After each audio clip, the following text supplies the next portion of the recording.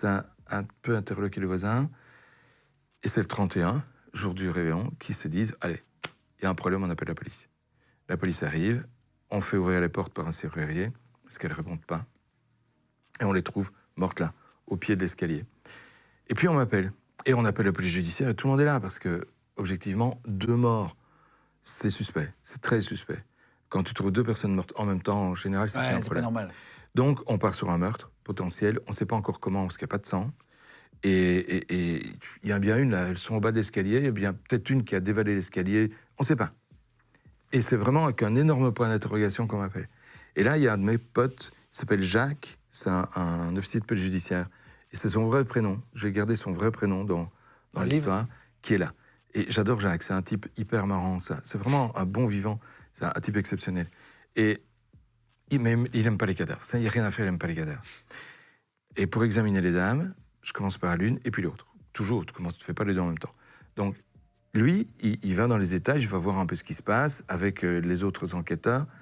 Et on se rend compte qu'elle s'éclaire avec une petite lampe, une ampoule de 60 watts quoi, par pièce, alors qu'il y a de superbes lustres en cristal. Il y a une ampoule au plafond. Les rideaux sont tirés, les volets sont baissés. Très sombre. Et visiblement, ça fait longtemps qu'ils n'ont plus été ouverts. Donc c'est des dames qui s'enferment. Leur lit, il faut voir leur lit. J'ai été voir, avant même d'examiner les dames, j'étais faire le petit tour de la maison. Je fais souvent ça. Je fais ça avec la police, avec Jacques en l'occurrence.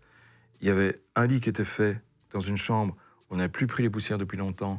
Et on découvrait que c'est la chambre d'une des sœurs qui est décédée avant elle et qui est devenue un sanctuaire, en fait. Ah oui, ils ne sont plus jamais rentrés, on ne touche plus. Il y avait de la poussière partout, c'était pas propre, quoi. En même temps, c'était pas sale, mais c'est pas propre, c'est une pièce dans laquelle on ne vit pas. Et l'enquête a montré que c'est à partir de la mort de leur sœur qu'elles se sont enfermées. Et qu'elles sont plus orties. Elles ont périclité. Elles ont périclité, complètement. Déchéance totale. Et puis les 2 autres chambres, par contre, mon Dieu, toi. Le lit, le matelas était complètement défoncé. Il était noir de crasse. Mais noir de crasse. Elle vivait dans une crasse, mais profonde. Profonde. Avec une petite ampoule par pièce. Avec une cuisine. C'est une cuisine typique années 60. Il n'y avait rien, on faisait la vaisselle à la main. Pour la lessive, pareil, pas de machine à lessiver. On vivait, mais à un temps relativement ancien, quoi, tu vois. Le frigo, il fait longtemps qu'il ne fonctionnait plus. Donc, c'est fou, il y a encore des maisons comme ça. C'est complètement dingue.